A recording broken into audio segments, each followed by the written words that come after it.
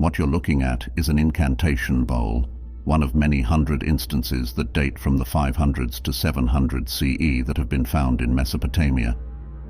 Usually small clay bowls around the size of a cereal bowl, incantation bowls, as their name suggests, are covered in magical concoctions said to fend off evil spirits or shield against bad luck.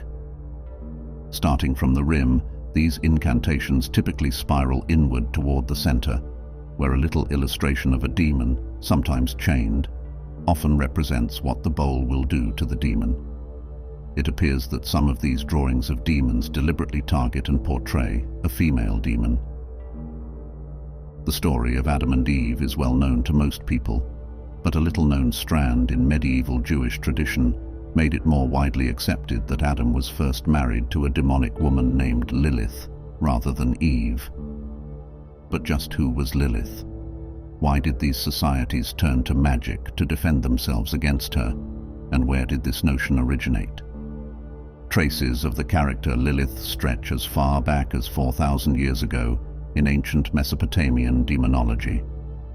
It is likely that the term Lilith itself comes from the Sumerian word Lil, which is most commonly rendered as wind or spirit, and the Akkadian words Lilu and Lilitu, which refer to a class of male and female demons, respectively.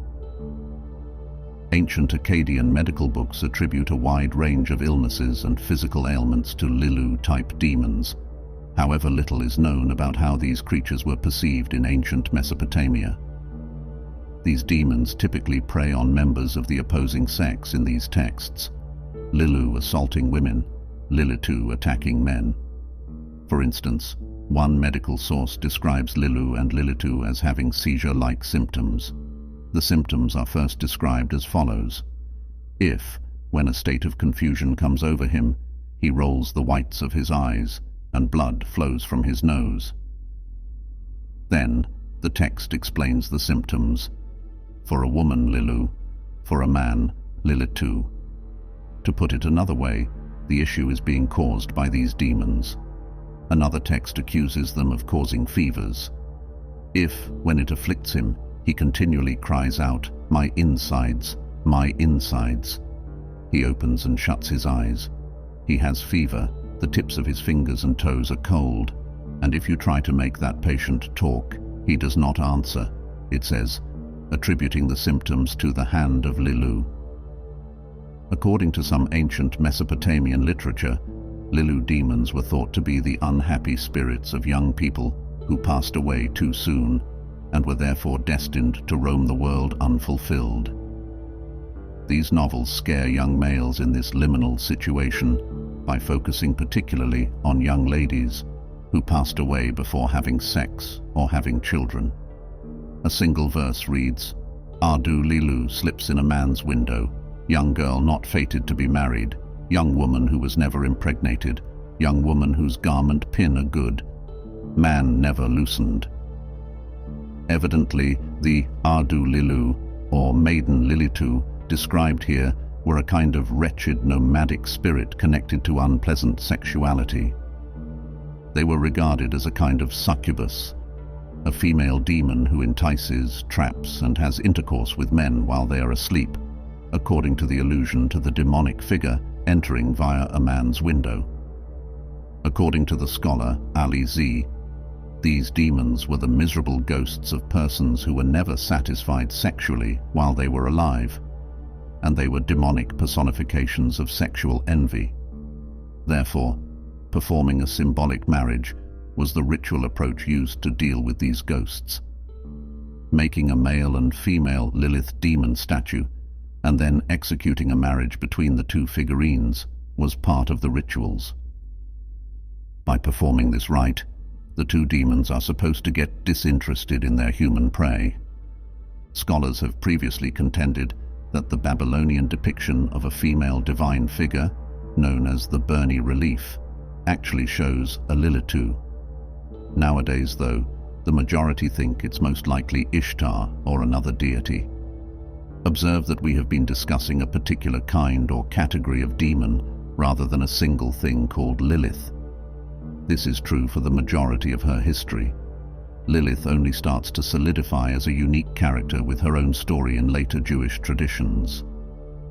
However, there are named figures from this early stage that appear to have impacted the subsequent creation of the unique figure, Lilith.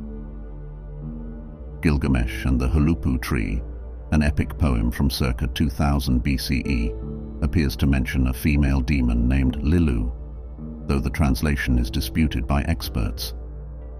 The more widely held belief is that Lilith was modeled after the demonic goddess Lamashtu, who came from Mesopotamia and was notorious for assaulting women and newborns during childbirth. Numerous amulets used to ward off Lamashtu have been found by archaeologists in ancient Mesopotamia.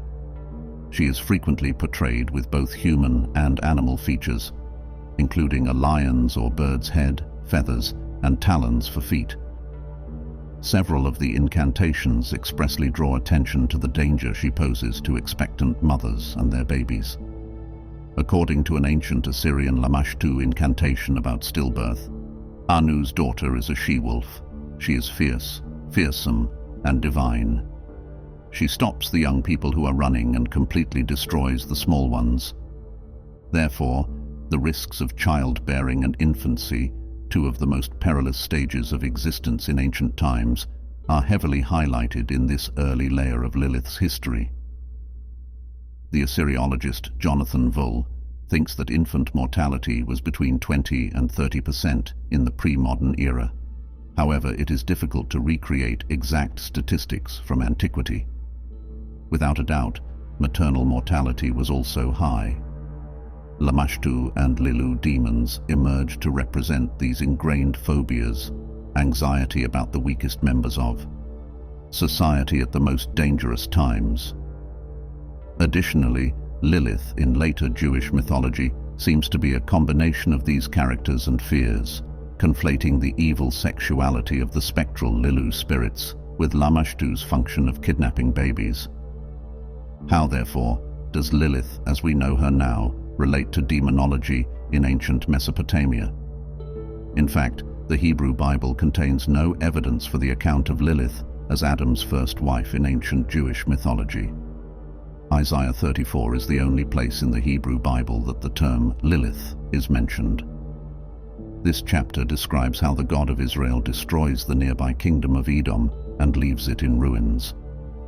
According to verse 14, wildcats shall meet with hyenas, goat demons shall call to each other. There too Lilith shall repose and find a place to rest. This verse describes the destruction as a barren country, populated solely by wild animals and demonic beings. No additional information is provided in the text. It seems that the audience was already aware of Lilith's existence, but if you read between the lines, Lilith appears to be some kind of wilderness demon, or at the very least, a demon who feels at home in a desolate wasteland. The translation used here is debatable, though. According to some academics, the term Lilith in this context does not relate to a particular demon. Rather, it refers to a sort or class of demon, similar to the Lilitu of ancient Mesopotamia, and should be rendered as the Lilith, lowercase l. Some contend that Isaiah 34:14 alludes to a nocturnal animal or bird, such as an owl, rather not a demon at all. This conflict is evident in the many Bible translations. Although the NRSV translation generally represents the consensus among experts, the NIV, ESV, and KJV render the term as night creatures, night bird, and screech owl, respectively. It's also important to note that the supernatural translation gained popularity quite quickly. The term Lilith was interpreted as a kind of centaur by the early Greek translators of the Hebrew Bible, and it was translated as Lamia, a baby-killing monster in Greco-Roman mythology, in the Latin translation of the same passage. Therefore, although this line is quite unclear today, in antiquity at least, it was thought to be referring to some kind of supernatural creature, if not a demon specifically. We thus get hints of a kind of child-killing, anti-fertility, anti-maternal female demon during the Bronze and Iron Ages, which is occasionally conceived as a single entity such as Lamashtu. This figure appears in Second Temple Judaism's demonology. For instance, the Dead Sea Scrolls contain references to Lilith in particular, as well as Lilith in general. Take this exorcistic song, for instance. "And I, the sage, sound the majesty of his beauty to terrify and confound all the spirits of destroying angels, and the bastard spirits, the demons, and Lilith." In this instance, God is asked to drive out a procession of demonic entities.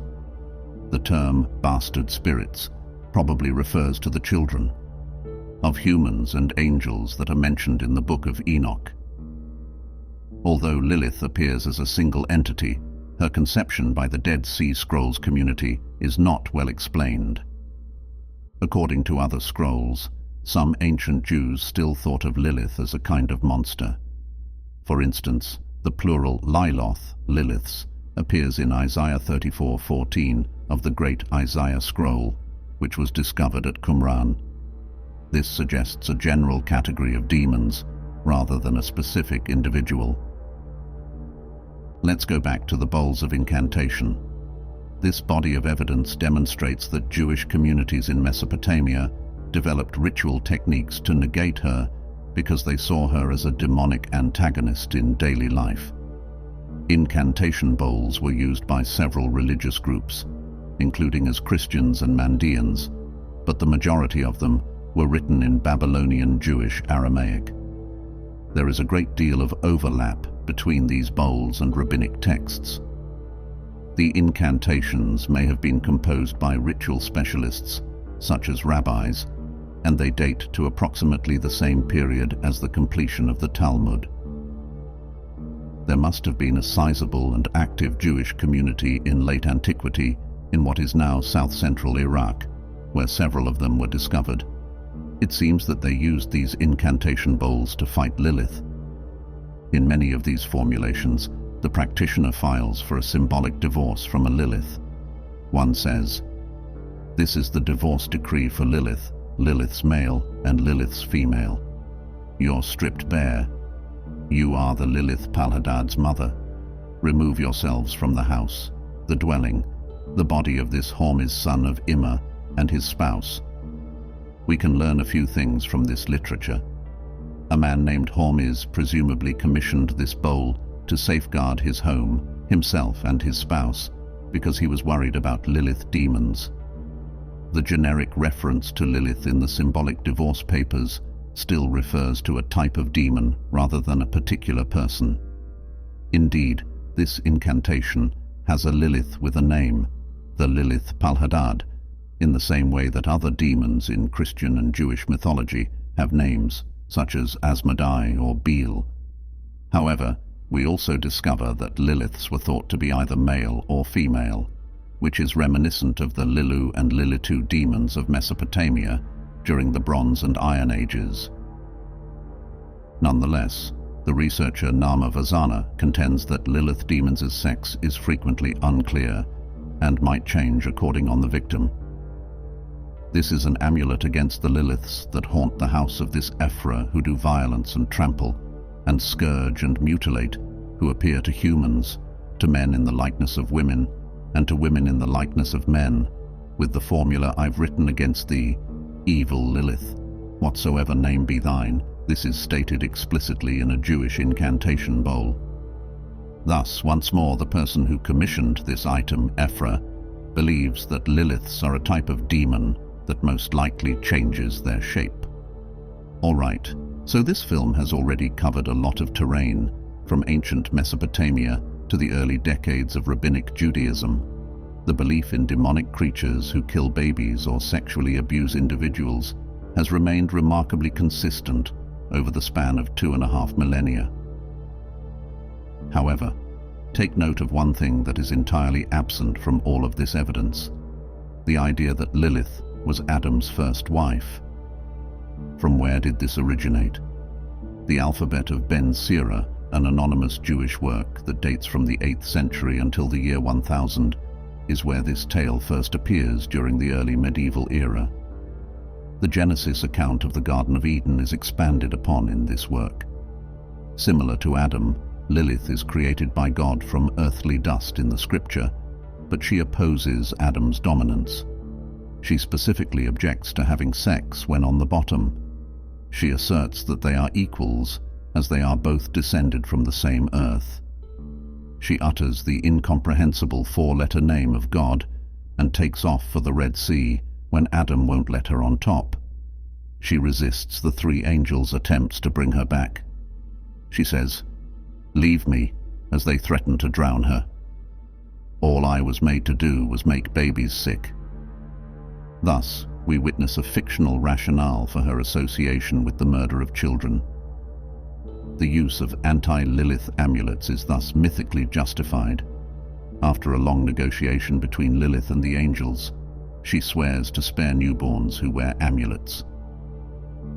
All things considered, Lilith in the alphabet of Ben Sira is a wicked, rebellious anti-mother who kills human infants while simultaneously giving birth to hundreds of demonic ones.